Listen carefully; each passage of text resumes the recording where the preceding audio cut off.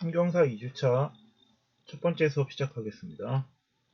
이번에 보실 부분은 고구려와 가야에 대해 살펴보도록 하겠습니다. 먼저 삼국사기에 나와 있는 고구려의 왕위 계승도를 살펴보면요.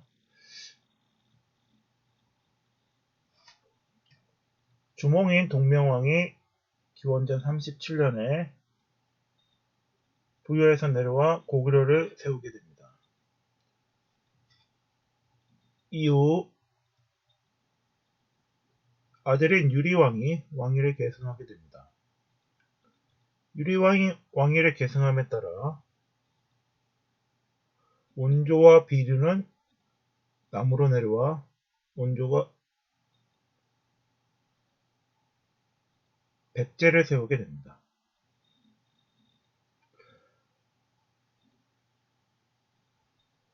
이후 고구려는 대무신앙과 민중왕 등을 거쳐 6대 태조왕 그리고 이후 11대 동천왕에 이르게 됩니다. 동천왕은 삼국지의 위촉 5중 위나라의 공격을 받게 됩니다. 동천왕 재임 시 요동지역이 공손 가문에 의해 위나라와 고구려 사이에 요동지역을 공손 가문이라는 가문에서 지배하고 있었는데 조조의 손자였던 조예가 사마이를 시켜 공소년의 요동지역을 공격하게 됩니다.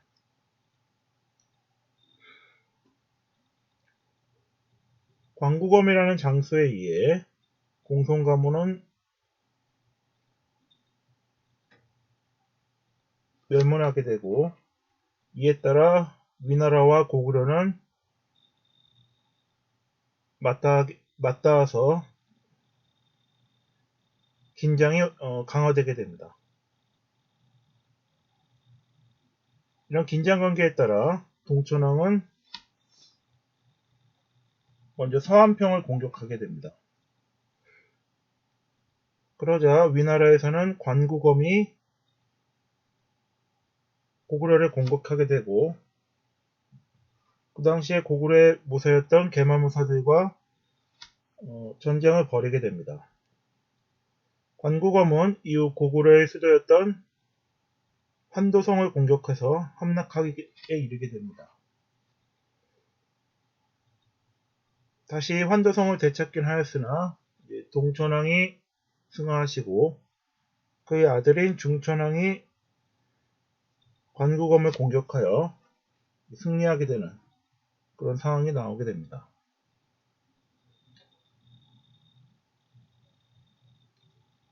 이후 15대 미천왕을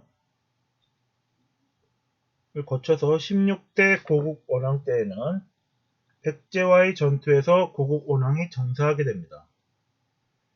고구려는 위기에 처하지만 17대 소스리망 때 율령을 반포하고 태학을 설립하고 불교를 수용함으로써 왕권의 강화를 위한 기틀을 마련하게 되고 그 결과 19대 광개토대왕과 20대 장수왕 때 고구려의 전성기를 맞이하게 됩니다. 장수왕은 그 재임 기간이 412년부터 491년까지 무려 80년 정도에 이르게 됩니다. 장수왕의 아들인 조단은 왕위를 계승받지 못하고 장수왕의 손자였던 문자왕이 21대 왕으로 등극하게 됩니다. 흔히 속된 말로 쪼다라는 표현을 사용하는데 어떤 자기 위치를 해서 정확하게 자기 역할을 다하지 못하고 부족한 사람을 가리키는 말로 쓰이는데 그것이 이제 그런 의미로 조다가 이제 왕위에 오르지 못하고 이렇게 사망하다 보니까 그런 것을 빗대서 그런 소고가 나왔다 이런 말도 있습니다. 26대 영영왕 때에는 수나라가 중국을 통일하게 되고 수문제와 수양제의 공격을 받지만 살수대첩 등을 통해서 이를 물리치게 됩니다. 이후 영유왕을 거쳐 나당연합군에 의해 보정왕 때 668년 나당연합군의 공격으로 인해 고구려는 멸망하게 됩니다. 고구려는 28대 왕까지 705년 동안 존속하였고 중국으로부터 한반도에 있는 백제와 신라를 보호해주는 한반도의 방파제 역할을 하였습니다. 고구려의 그런 역사 흐름도를 한번 도표를 보시면요. 고구려는 연맹왕국인 부여로부터 비롯되었습니다. 부여에서는 마가, 우가, 구가, 저가 등의 사출도에 의해 지방의 세력이 강하였고 왕은 돌아가면서 이들 중에서 선출되는 그래서 왕위에 오르게 됨으로써 지방의 자치권이 강하고 왕의 권한이 약한 그런 모습을 띄었습니다.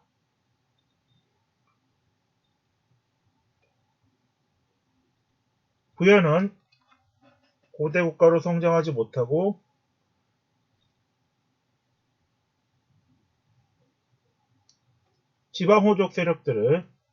지방 세력들을 행정적인 성격의 오부로 통합시키고 율령을 반포한 소소리만 등의 업적을 통해 고구려가 고대 국가로 발전하게 됩니다. 이후 부여는 고구려에 복속되고 불교를 수용한 고구려는 왕족불 사상, 즉 왕이 곧 부처다라는 사상에 의해 왕권이 강화되게 됩니다. 부자와 형제의 세습 등으로 혈연을 중심으로 한 세습이 이루어졌으며 주변 지역의 전쟁을 통한 정복 활동을 활발히 하였습니다.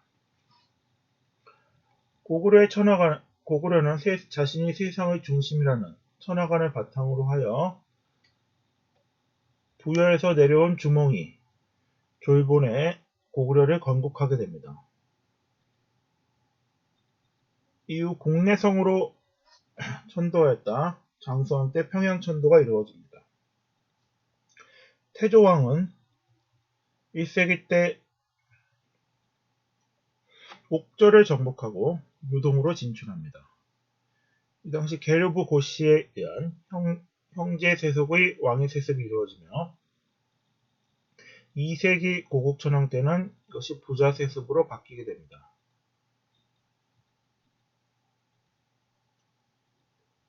이 당시에는 봄에 곡식을 대여해주고 가을에 갚는 진대법이 시행되었고 부족 중심의 오부에서 행정 중심의 오부로 바뀌게 되며 왕권이 강화되게 됩니다. 동천왕 때에는 삼국지의 한 나라의 위나라에 의해 요동지역의 공성가문이 멸망하고 위나라와 고구려가 접경하기 됨에 따라 동천왕의 서한편 공격이 있고 이후 광부검에 의한 환도성 함락이 있게 됩니다. 이런 위기를 거쳐서 중천왕이 광부검을 물리치게 되고 이후에 미천왕이 고조선을 멸망시킨 낙랑군을 축출함으로써 한반도 내에 있던 한사군이 소멸하게 됩니다.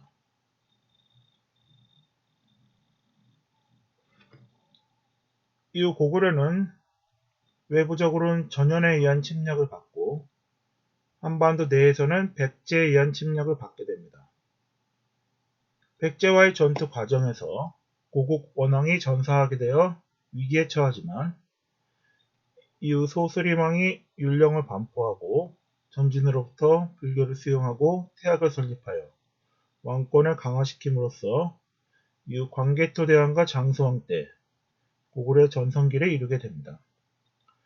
광개토대왕은 영락이라는 연호를 사용하였고 후 연을 격파하였으며 만주 지역을 정복하였고 신라를 공격한 이 당시에 신라의 왕은 내무랑, 내물마리간이었는데 외와 가야, 백제의 연합에 의한 공격을 받아 위기에 처하자 내물마리간이 광개토 대왕에게 도움을 요청하게 됩니다. 파병을 요청함에 따라 광개토 대왕은 외를 신라에서 물리치고 신라의 내정에 간섭하게 됩니다. 이러한 모습이 나타나는 것이 호우명 그릇이며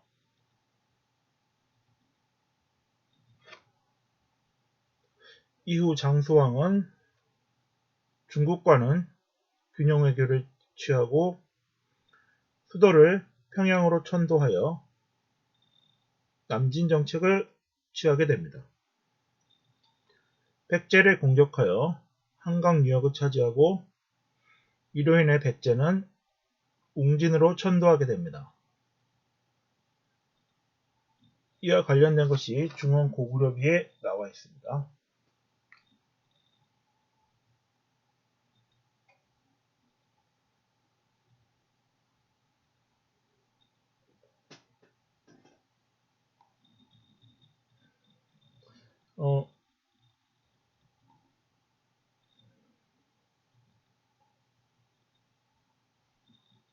한국사 연표를 보시면요.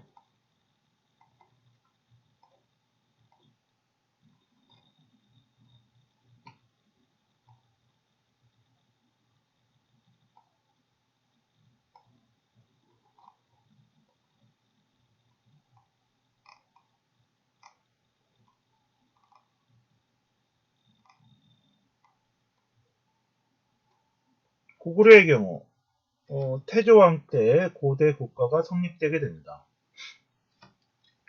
게르부 고씨에 의한 왕위 세습이 이루어지고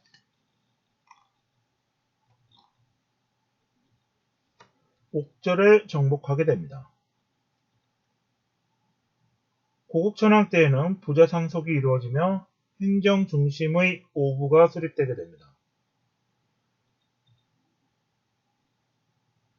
봄에 곡식을 대여해주고 가을에 거두어들이는 진대법을 실시하였고 이후 동천왕 때에는 중국이 위초고, 삼국으로 분열된 것을 이용하여 오나라와 교류하면서 위나라를 견제하게 됩니다.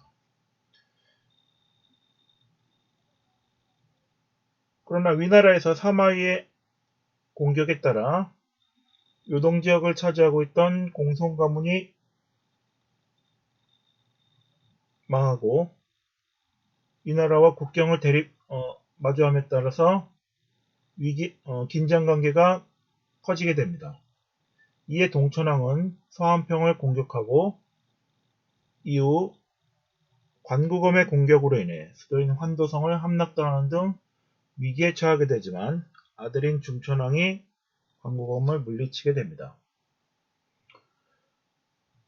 미천왕 때에는 서한평을 점령하고 고조선을 멸망시켰던 한사군 중 랑난군을 축출하여 한반도 내에서 한사군을 모두 물리치게 되고 고조선의 영토를 회복하게 됩니다. 백제와의 전쟁 중 고국 원왕이 전사하여 위기에 처하지만 소수림 왕이 불교를 수용하고 율령을 반포하고 태학을 설립함으로써 왕권을 강화하기 위한 기반을 다지게 됩니다. 이후 5세기에 광개토 대왕과 장수왕에 의해 고구려는 전성기를 맞이하게 됩니다. 광개토 대왕은 영락이라는 연호를 사용하였고 후연을 공격하여 요동을 정벌하였으며 신라를 침입한 왜구와 백제, 가야의 세력을 공격하여 왜구를 격퇴하고 신라의 내물마릿 간의 내정에 간섭하여 모습을 보여줍니다. 가야도 고구려의 공격에 따라 세력권이 이동하게 됩니다. 장수왕 때에는 수도를 평양으로 천도하여 한성 지역을 점령하게 되고 백제는 웅진으로 천도하게 됩니다. 장수왕이 업적이 나와있는 중원 고구려비를 건립하였고 백제를 공격하여 계로왕을 전사시킵니다. 아들인 조단은 왕위에 오르지 못하고 손자인 문자왕이 왕위에 오르면서 부여를 복속시켜 영토가 최대한 큰 영토에 이르게 됩니다. 7세기 고구려 영영왕 때에는 중국을 통일한 수문제가 고구려를 침략하게 되고 이후 수양제에 의한 세 차례의 침입이 있으나 을지문덕을 비롯한 고구려의 계마무사들의 활약에 힘입어 수나라를 물리치게 됩니다.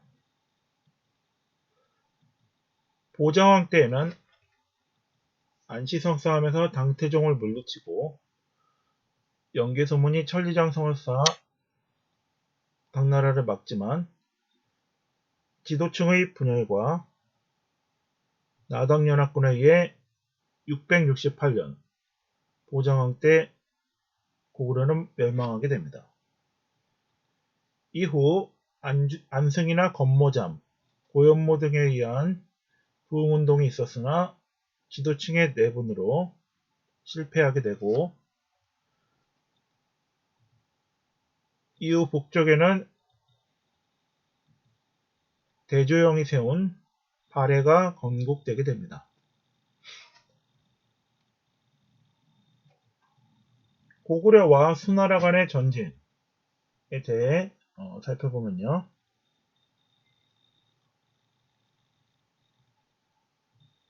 분열되어 있던 중국은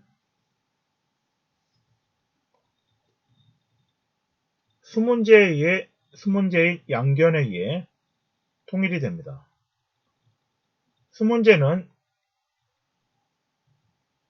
분열되어 있는 중국을 통일하고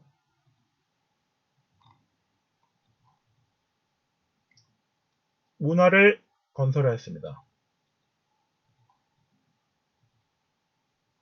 고구려에 교공을 바칠 것을 요구하지만 고구려가 이를 거절함에 따라 군사를 파병하게 됩니다.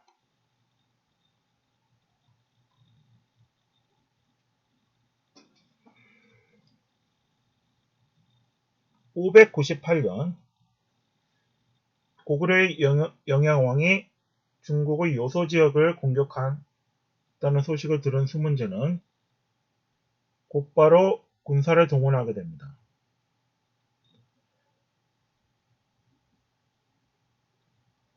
30만의 병력을 동원하였으나 요동까지의 진출이 쉽지 않았고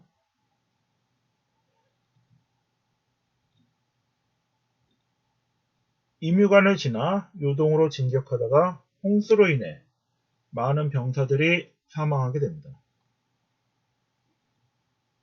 결국 수문제의 고구려 침공은 고구려 영토로 들어가지도 못하고 다시 회군하여 실패하게 됩니다. 이후 수양제에 의해 대규모 공격이 있게 됩니다. 수양제는 세 차례에 걸쳐 고구려를 침략하였으며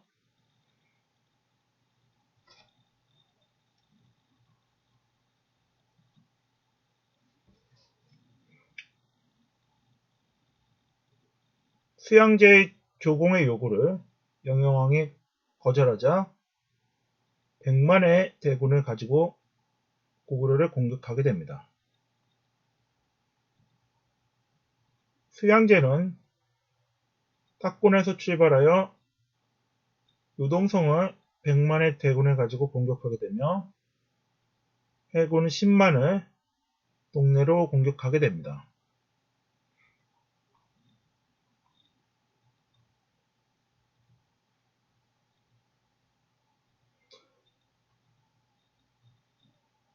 이 전쟁에 있어서 고구려는 수양제의 공격에 대해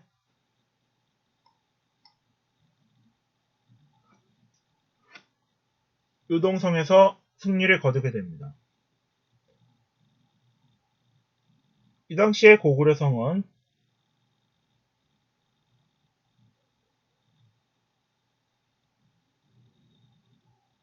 성에 침입했을 경우 이렇게 치를 둡니다. 치. 요철 모양의 치라고 하는 돌출 구점으로 두고 이곳으로 적이 들어오면 세 방향에서 적을 공격하는 구조를 성의 구조를 취하고 있습니다.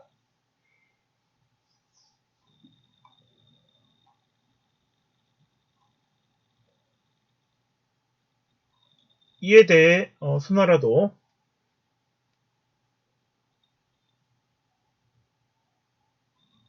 고구려의 수도인 평양성까지 공격하기 위해 요하에서 전쟁을 벌이고 압록강과 평양 방어선에서 전쟁을 벌이게 되었습니다.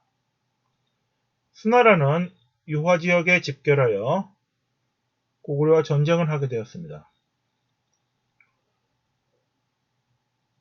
수양제는 자신의 형제를 죽이고 왕위에 올랐다는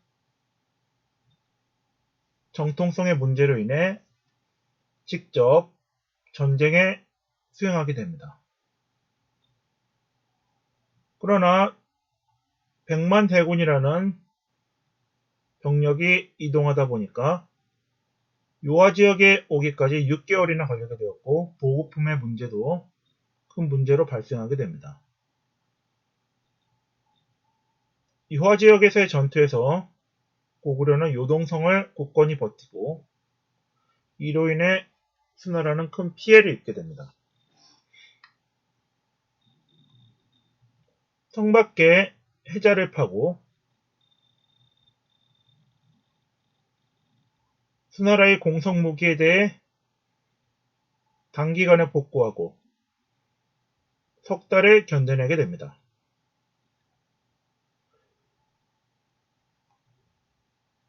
이로 인해 수나라는 고구려에 대패하는 결과를 맞게 됩니다. 이와 관련한 영상 자료를 보도록 하겠습니다. 먼저 수양제는 수문제에 이어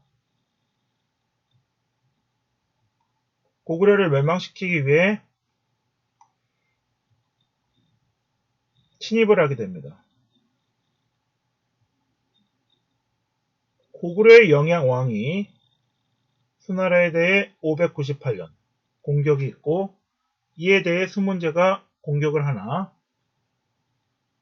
홍수 등으로 많은 피해를 입자 고구려 영토로 들어가지 못하고 수문제는 다시 회군하게 됩니다. 이후 612년 수양제가 직접 100만 대군을 이끌고 고구려를 요동성을 침입하게 됩니다.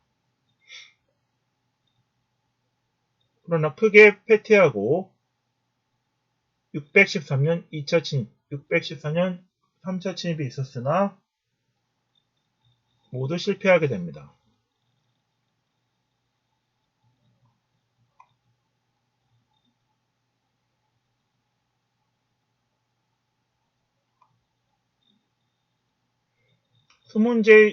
수양제는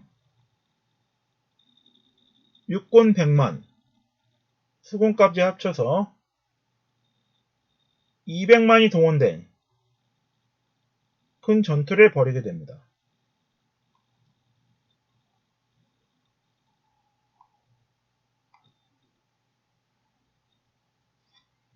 그러나 그해 겨울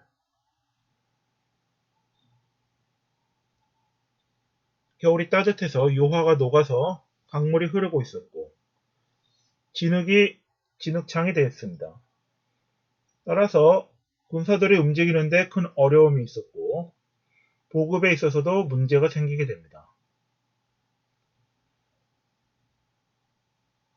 요동성호의 견고한 구조와 고구려군의 단결로 인해 요동성호에서 큰 피해를 입고 물러나게 됩니다.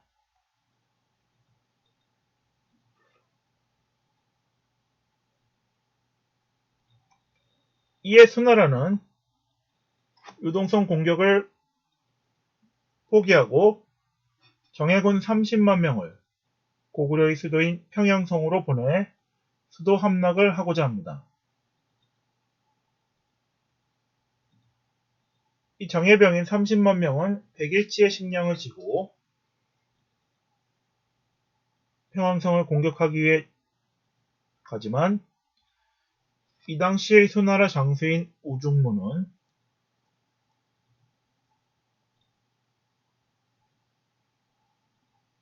고건무 27대 왕인 고건무의 기습작전에 의해 괴멸되는 결과를 맞게 됩니다.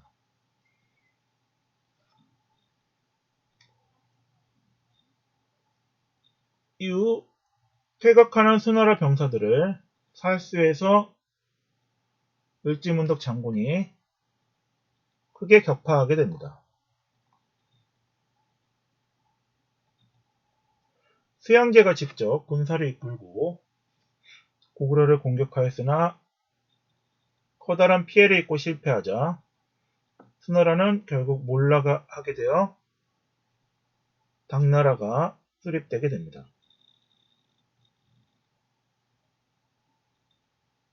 이와 관련된 영상들을 보시면요.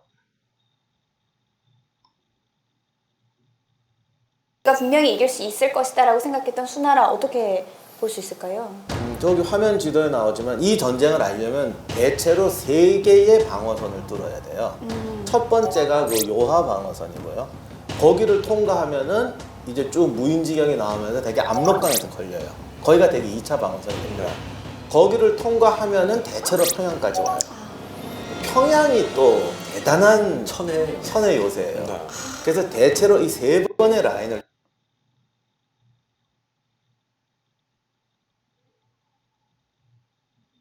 뚫어야 되는데 1차 방어선은 요하를 먼저 돌파해야 되는데 요하가 그 당시 굉장히 진창이어서 옛날 진창이면 말들이 죽어나거든요. 굉장히 거든요. 몇십 킬로가 진창이었다고